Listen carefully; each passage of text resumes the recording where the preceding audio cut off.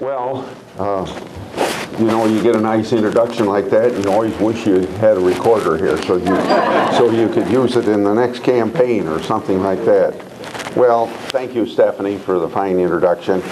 And I also thank your organization, Washington International Trade Association, for this invitation. And obviously, from what was said about Senator Gregg and other people, I'm not the only one here that you're going to hear from.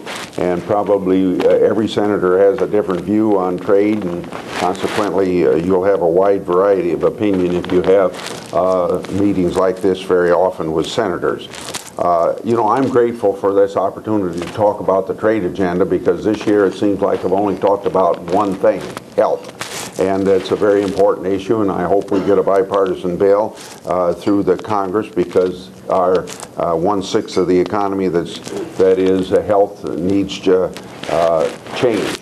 And for the good of the economy, but also more attention to the trade agenda is very important for our economy, particularly because international trade is such a big part of our economy, and particularly at a time like now when trade worldwide is down. We don't want a repeat of what happened during the Great Depression. One of my highest priorities then, quite obviously, as I just said, is to strengthen the competitiveness of our American workforce, and that priority extends through several areas of the Finance Committee. I've mentioned one, healthcare. I mentioned two, trade. The one I haven't mentioned is tax. We'll concentrate on trade today. We can strengthen the competitiveness of our workers by reducing tax and regulatory burdens that the employers face in the United States. And, of course, as you know, by eliminating foreign trade barriers to U.S. exports is a very important way of doing it as well. One of my driving principles, whether I've been chairman or ranking member of the Finance Committee, has been trade and taxes. I was frustrated in the last Congress by how little we achieved on trade. We started this Congress with a lot of unfinished business as a consequence. So I began this year determining to help create a new impetus for trade. Not much success from my point of view. With the recent deterioration of our national economy and the global economy, it's even more essential that we take prompt action to create new market opportunities for U.S. exports and the workers that have good paying jobs, because as you know, export related jobs pay about 15% above the national average. I also felt that it was essential that we attend to the legitimate needs of our workers who are displaced by trade. While folks may debate the extent of that impact, it's clear that some workers are adversely impacted by trade, and for 40 years we've been trying to accommodate them.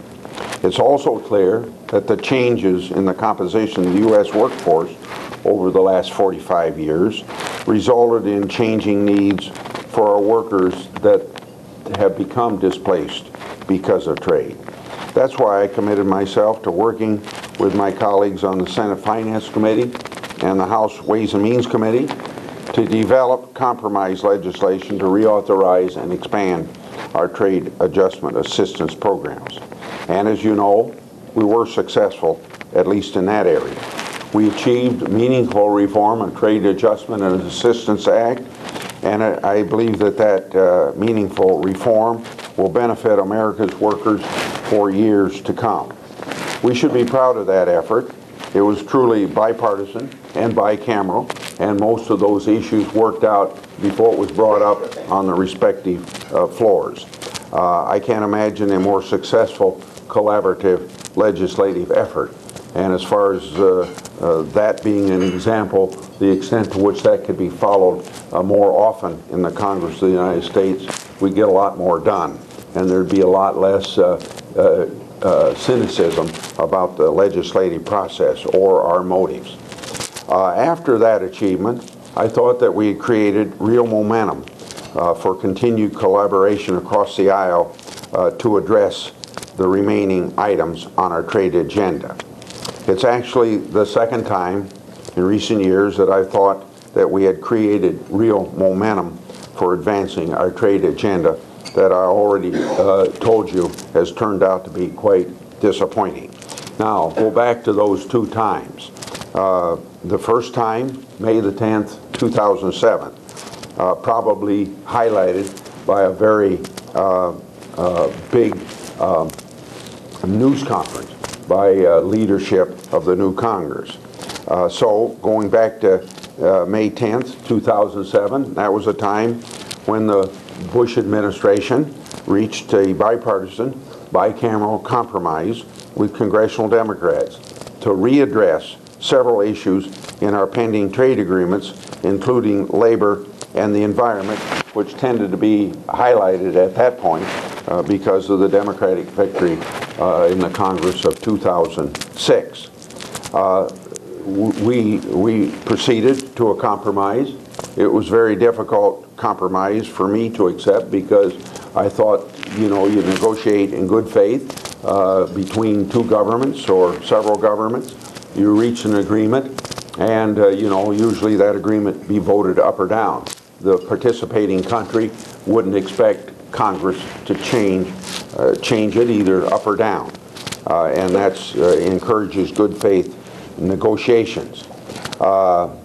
It was one that I negotiated, and yet all we have to show for that good faith negotiation so far is the implementation of just one agreement, and that is, as you know, with Peru. In any event, when it comes to trade, it's essential that we have a collaborative process. Without a bipartisan consensus that includes the White House, we're not likely to get trade legislation through this Congress. It's now been 4 months since President Obama signed our Trade Adjustment Assistance Reform legislation into law.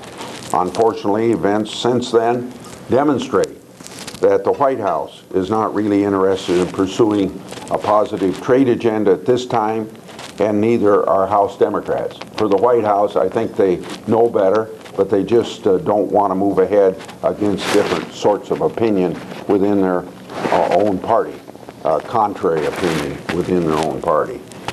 We've heard the rhetoric of engagement, haven't we? And probably most of you in this room are not very satisfied with that rhetoric. But regardless of the rhetoric, we've seen no real action towards achieving positive outcomes.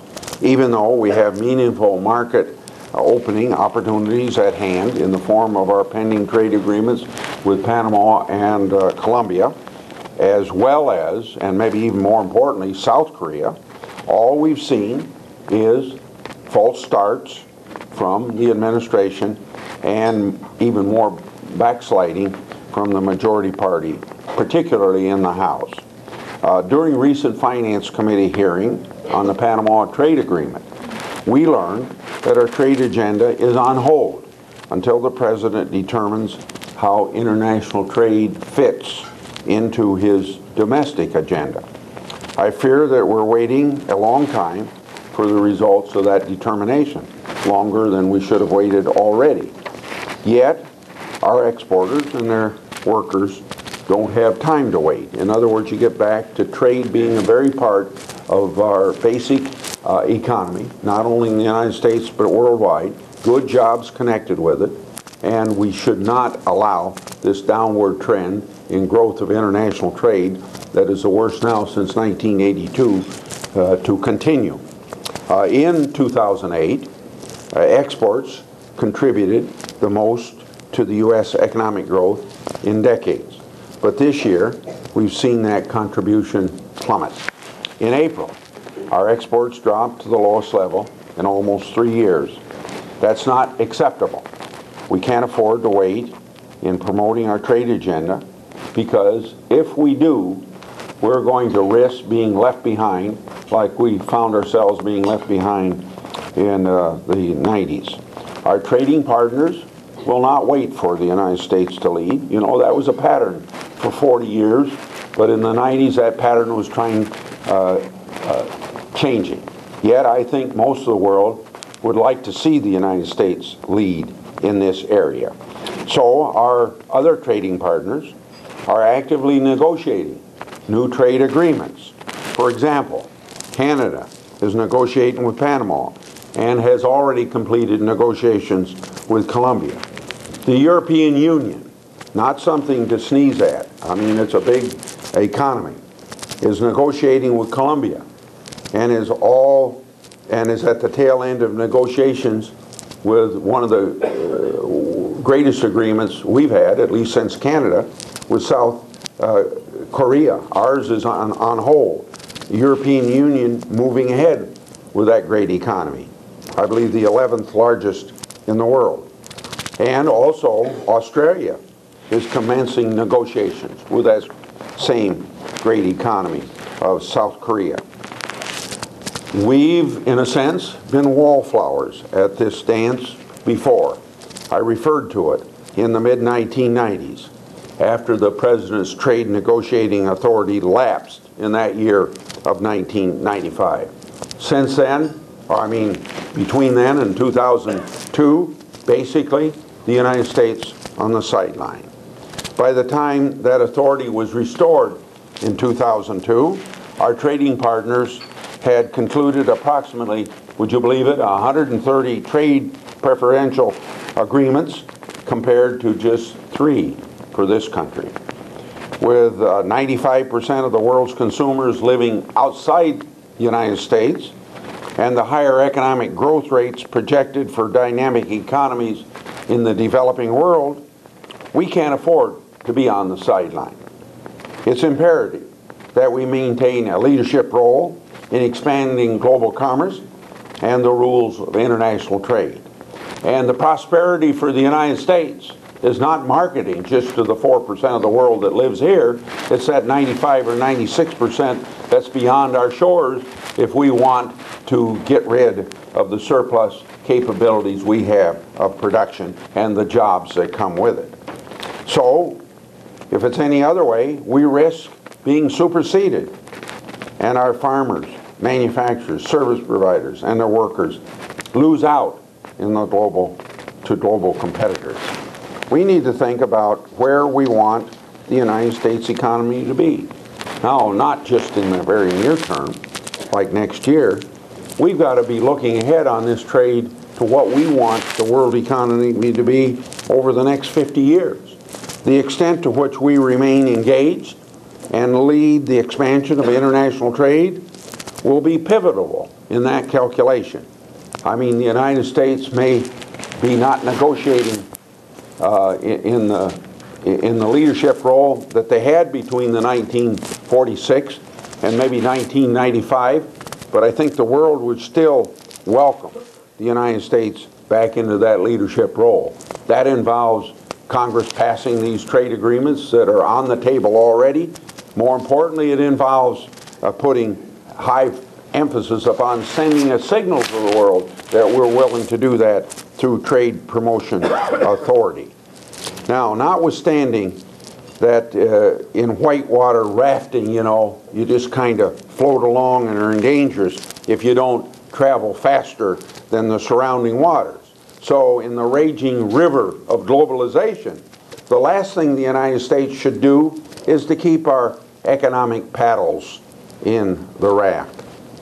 We are in need of real leadership to ensure that the United States remains at the economic forefront for the coming decades. But the President and his advisors are sidetracked by political considerations. Many Democrats and their union supporters have made trade the scapegoat of the last 20 years, as if holding up a trade agreement will somehow keep jobs here in the United States. I can't for the life of me understand UAW leaders in Peoria, where Caterpillar is, wanting to fight Colombia at the same time that it's possible to sell tractors from Europe made by Caterpillar into some countries of South America where there's no offset or I should say uncompetitiveness, because we have to pay a tariff, they don't have to pay a tariff. It seems to me that the UAW ought to be wanting the workers in Peoria to manufacture those tractors instead of the ones in Europe. So those are things that are just not understandable to me in this whole debate. But you know, when it comes to journalism, why is it that we see on the back page every time trade increases jobs in the United States, but every time a factory goes to Mexico, it's always on the front page of a newspaper? So you kind of wonder, don't you, why it's easy then to demagogue the issue of international trade and the protectionism that comes with it. Intellectual dishonesty wins out. And intellectual honesty would be advertising the fact that trade makes jobs, and trade makes very, very good jobs. So we should do what we can to overcome the scapegoating that's so easily with trade. But, you know, that's not how it works economically. It may be a politically deliverable to hold up a trade agreement, but that's not the way to help the American workers. Take our pending trade agreement with Panama, for instance. The Panama Canal expansion project is proceeding whether or not we implement our pending trade agreements. U.S. equipment workers, like Caterpillar, that I just mentioned, are at an advantage in that specific project of expanding the canal. And those exports that would go to those countries would help sustain and perhaps expand the number of good-paying jobs here in the United States. Yet, that fact seems to fall on deaf ears among political leaders here in Washington who know better. It doesn't make economic sense. It doesn't serve our national interest. Yet, it's politically deliverable, and it appears that that's the way it's going to be for the foreseeable future. Even though it may fall on deaf ears, I want to take a moment to rebut some of the arguments of trade skeptics. First, our trade agreements typically level the playing field by giving U.S. exporters the same type of open market access that we already give to foreign suppliers in the U.S. market. Yet, the trade skeptics argue that given the magnitude of our global trade deficit, the last thing that we should be doing is to implement new trade agreements. But that argument is based upon false premise.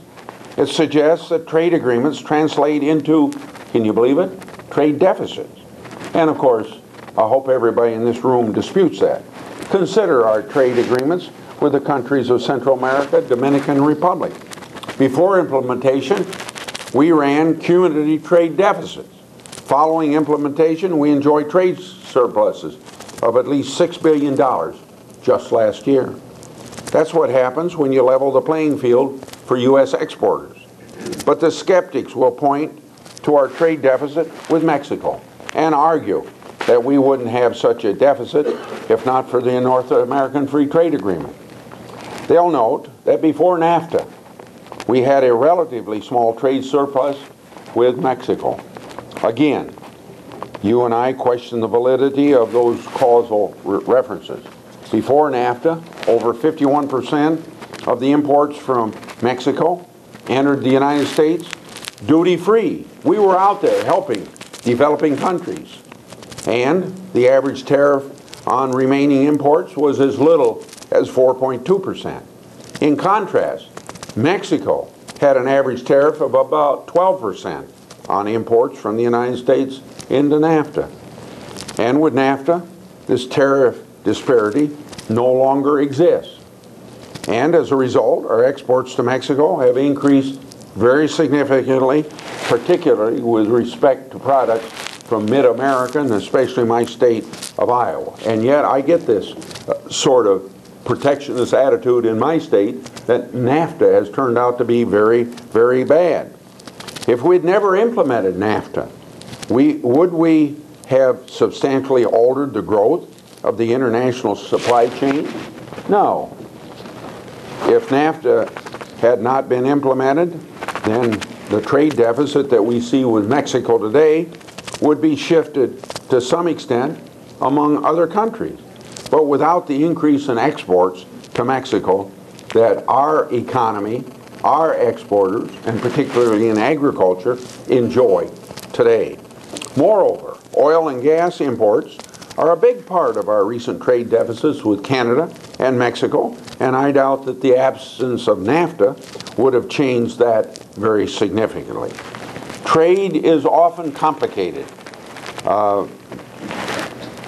It's even more complicated than a bilateral trade agreement suggests. That's true even if our trade deficit with Cuba or with China. We've seen our bilateral trade deficits with other countries in Asia decline, even as our trade deficit with China has increased. Now, that's not meant to excuse Chinese currency manipulation. I remain critical of the Chinese exchange rates policy, the fact that it's not floating, and I will be looking to the next round of strategic economic dialogue with China at the end of July for clear indication from the Chinese of how further liberalization of its currency exchange rate fits into the coordinated efforts to rebound from our economic downturn that is global.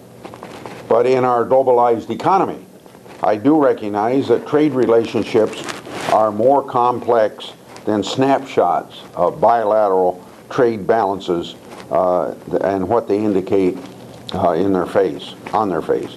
Another argument of the trade skeptics is that our agreements erode U.S. sovereignty by impairing our ability to regulate U.S. health and environmental safety. Yet, in the few instances in which a domestic health or safety provisions have been challenged, our country has won every time.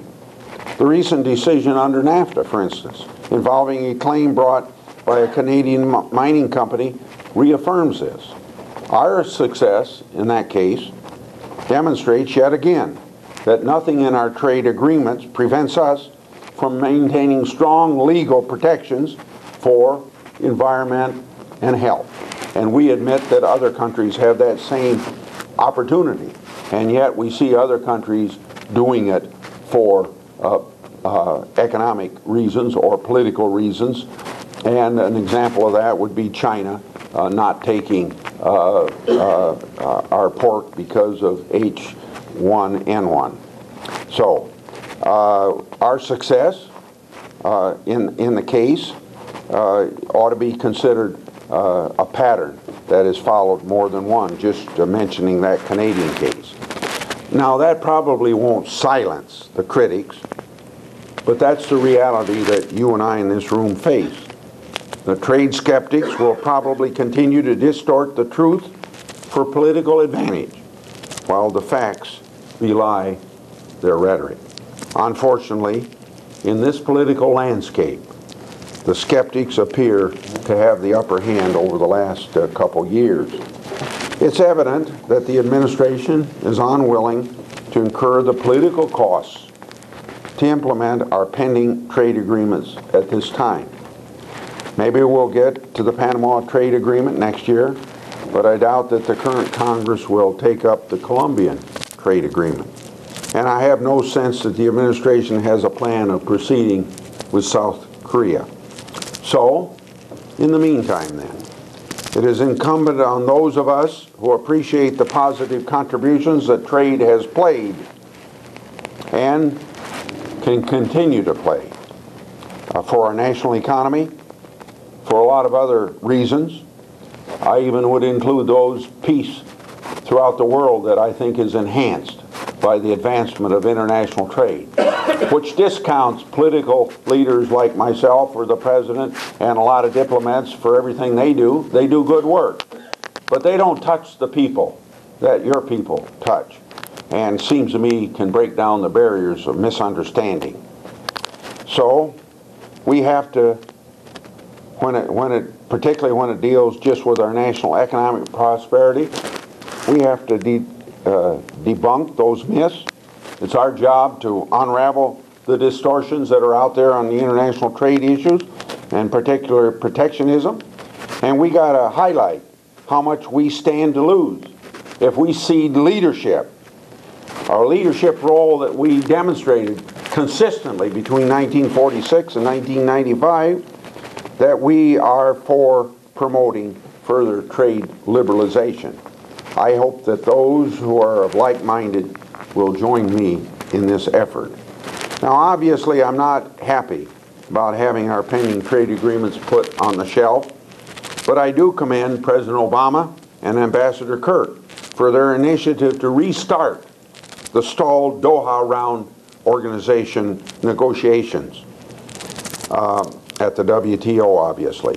A fresh approach was needed. I think our major trading partners appreciate that. It may be one of those evidences of the United States wanting to once again get back in a leadership role. I support the President's efforts to bring clarity to the negotiations so that we understand fully what new market access opportunities will be included if a deal is reached. Without that understanding, I don't see how the United States Congress would support an outcome in the negotiations. I can't predict how long that those negotiations will go on, but if there's an understanding in this room that last year's ambiguities are a non-starter, then maybe we do have a chance of successfully concluding Doha Round. I also support the President's decision to re-engage in the negotiations for an anti-counterfeiting trade agreement, and I hope that he will soon re-engage the United States in negotiations on Trans-Pacific Partnership. If we can't proceed bilaterally, then at least we should continue to engage on a multilateral trade basis. Let me turn now to other aspects of the trade agenda. As you probably know, I have long been thinking of how we should reform our trade preference programs, with the general system of preferences being the key driver in that effort. Roughly a dozen GSP beneficiaries account for an overwhelming amount of the benefits of that program at 3/4. Yet, there are over 130 eligible beneficiary countries under GSP. I think we should examine ways to spread our benefits more broadly. I also think the United States should legitimately expect some reciprocity from advanced developing nations that benefit from an open system of international trade. At some level, we should continue, or why should we continue to provide unilateral trade benefits to advancing developing countries absent some reciprocity? We can debate at what level that should be, but I think the point is a valid one to consider. I'm working to develop my ideas more concretely. Once I have that done, I want to sit down with my friend Senator Baucus to see if we can work together. We always do that. The Finance Committee's calendar is obviously crowded right now with the issue of health, but I hope that we can start that conversation on the side sometime this summer. I'll note that there are a number of other issues to think about in reforming our preference programs. For example, whether to address the differences in eligibility criteria and product coverage among the various programs. I'm not prepared to discuss those issues today, but I want to acknowledge them that they're on my agenda.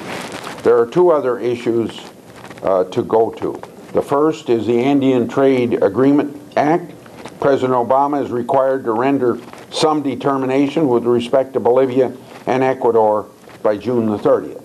As you'll recall, Bolivia's benefits under the ATPA were suspended after the country was identified by the State Department as failing demonstrably to adhere to its obligations under international counter-narcotics agreements. I'm unaware of any action taken by the government of Bolivia since then to suggest that that country, Bolivia, is now meeting its international narcotics obligations. If that is in fact the case, then I don't see Bolivia I don't see how it can be found to be in conformity with the eligibility requirements under that last act. If in the future we do see positive actions by the government of Bolivia to meet its counter-narcotics commitments, then I'll stand ready to work with the administration to respond to such constructive engagement. But right now, that is surely not the case. Second, you may be aware that the administration worked with House Democrats to add Reconstruction Opportunity Zone legislation to a separate bill authorizing additional aid for Pakistan and Afghanistan, which passed the House last week. I'm extremely disappointed that the administration chose to jam ROZ legislation through in this manner. At no point did the administration make any attempt to engage me in this issue, despite the well-known differences between the House and Senate ROZ bills with respect to labor. The process they've chosen is a repudiation of the bipartisan, bicameral approach to trade with which we began the year. I don't understand why they chose this process, but as I indicated, I was never asked. In any event, it is unclear to me at this time how the Senate will proceed with respect to ROZ legislation, particularly given my broader interest in preference program reform. I'm going to discuss the issue further with Senator Baucus once we get a breather from the ongoing health care issues. Finally, I want to note that I continue to engage Senator Baucus in joint efforts to develop customs reauthorization legislation. Our staffs are working intensively, and I expect that we will have a bill in the next work period. I have covered issues that I thought were important. If there's issues you think are more important, or you want any comments on any of these or any questions, I'll be available for a few minutes for questions or comments.